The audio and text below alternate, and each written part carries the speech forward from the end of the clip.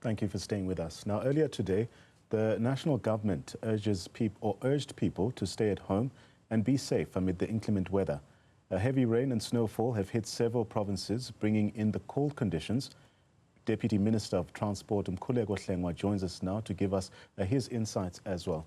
Deputy Minister, a pleasure to have you on the program this afternoon.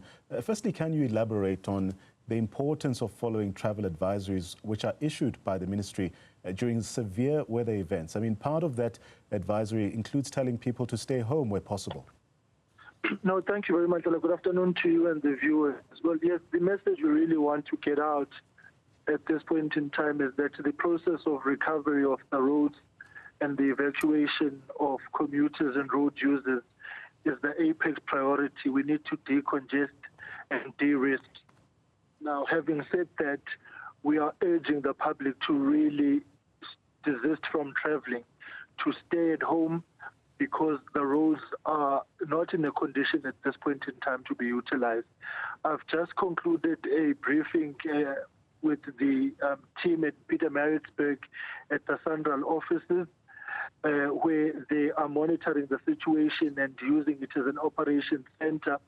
And it is quite clear that we've got a long journey ahead of us in the coming hours as we try and resolve the situation.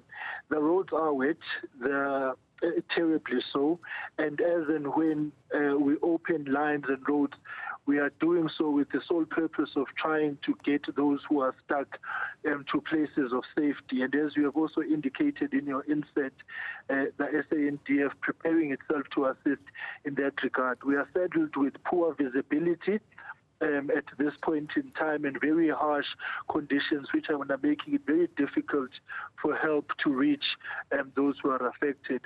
I'm currently en route now to the Moy River Toll Plaza, where amongst others we are trying to decongest the roads, and we are working with the municipalities for places of safety, as you have seen.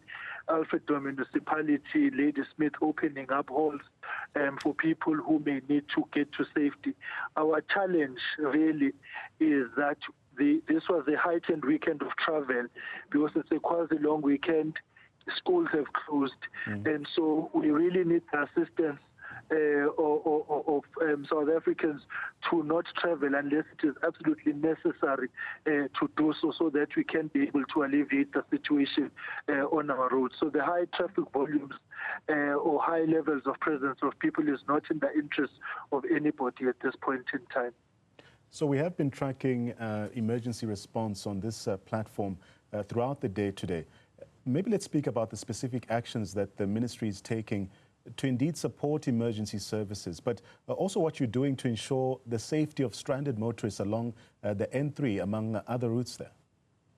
Well, this is an operation which we are working with the SAPS, and as we've already indicated, of course, the roping in of the SANDF to assist our agencies, which is the Road Traffic Management Corporation and SANRAL.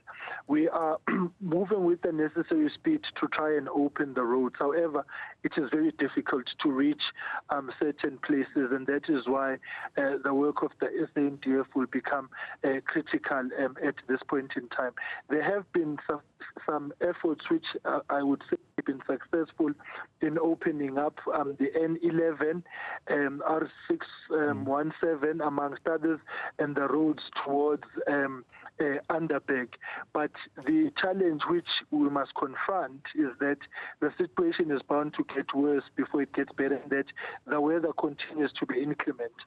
So with whatever efforts we may be having are about really getting those on the road, off the road. And so there has been quite a lot of work that has been done by these agencies, as I've said, to open up the roads, particularly the N11, but at the same time, opening up into mist is in itself a problem. So the work is ongoing and shall continue doing so. What we have I spoke to the acting Premier of KwaZulu-Natal short while ago. The provincial government will be having a special cabinet this evening where they will also be consolidating their coordinated response to this situation. But some services have been rolled out and assistance, particularly blankets and meals to those who are affected. And as I'm saying, I spoke to the Minister of COGTA, and amongst others, some of the work that they are seeking to do is a municipal coordinated response, particularly in the high-density areas, because we have got a challenge of a lack of accommodation. The hotels are ordinarily people that plan to travel, and they are in those facilities. So the municipality has become key in opening up facilities to be able to find places of safety. Mr. Hlengwa, it's a no-brainer that communication is key in circumstances like this. How does the ministry plan to communicate effectively beyond this platform with motorists regarding real-time updates on these road conditions and also the closures that we speak of? Well, again, we are reliant on the information that we're going to receive from, amongst others, the South African weather services who are going to give guidance in terms of whatever response. As I left the team now in Maritzburg, is to say they must be able to provide the necessary updates. And so we are calling on South Africans to get information from our Twitter page, our Facebook page, Instagram pages, where we are putting up this information. And of course, we are reliant on you colleagues in the media from time to time to be able to engage and interact with us so that we can provide the updates. The clarion call and message we are making at this point in time: please stay at home and do not travel, and give space and time to the recovery operation to run its course, and for us to be able to get through a very difficult period of this weather, which is as inclement as it is. We are focused on decongesting the roads and de-risking and ensuring that there is a swift opening. And so the message at this point in time really is to say, please stay at home. Deputy Minister, we've also heard from stranded motorists or even travelers who've spoken to us on this platform. What measures are being implemented to assist those who are currently stranded on the N3, who simply can't move, especially those who spent the night at filling stations, for instance? Well, amongst others, the challenge is that getting to those places in itself difficult, because we first have to clear snow, we have to muddle through the mist and so on, and so getting to people is problematic. But as and when we do so, and I think that in large part we have been successful in getting people out, I've asked the team to consolidate the numbers and be making a clarion call to South Africans: if you are in conditions of risk or uncertainty, through to us through the communication numbers that are available. Amongst others, of course, is that there's poor visibility even to bring in aircraft assistance in the form of helicopters, amongst others.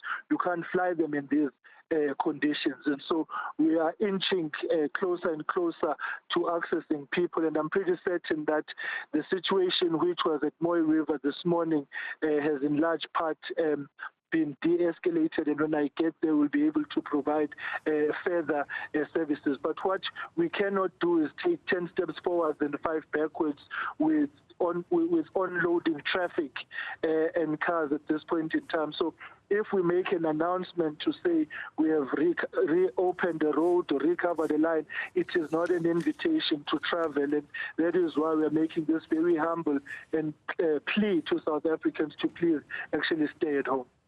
Thank you so much, Deputy Minister. Thank you very much. Mkhuleko Hlengwa, giving us his insights on the situation on the N3 and other routes in KZN specifically. He's told us that he's currently en route to the Moy Plaza to assess the situation there. Well, at the same time, joining us now is one motorist stuck in Harrismith. That's Phumelele Dlamini. Phumelele, good to have you on the program, despite your frustration, possibly. Maybe give us some insight on how long you've been stranded there. Good afternoon. We've been here around 1 a.m. been stuck in Harrismith, and there's no progress here.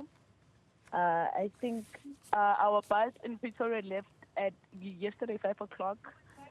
We're supposed to ride in Goxted around 5 a.m. today, but then we got stuck in the a.m.s. We're very stranded. We don't have food. We don't have water. We're traveling with old people that I feel like they need medications. We're traveling with children since it's the school's holidays. So the situation is very, very, very bad currently. And people don't even have a place to live themselves in terms of restrooms. You understand? So you describe the situation there as very bad, and one must empathize with you as well. But give us a sense of the kind of help that you are getting or assistance from authorities there. Have they given any kind of assistance or advisories on alternative routes that you can take? Unfortunately, no. There's no assistance here. We've been trying, hoping that maybe we can reach Montos, where we can at least buy food. But then, like I said again, like there's no help. We are stranded. We can't even get to Montos. Maybe crystallize the point of what you are experiencing or seeing there. What kind of conditions are we talking about here, Phumelele? We're talking about extremely cold weather. We're talking about people who are hopeless. And remember, the bus that we're taking is still going to Eastern Cape. So it's like, it's bad. I don't want to lie.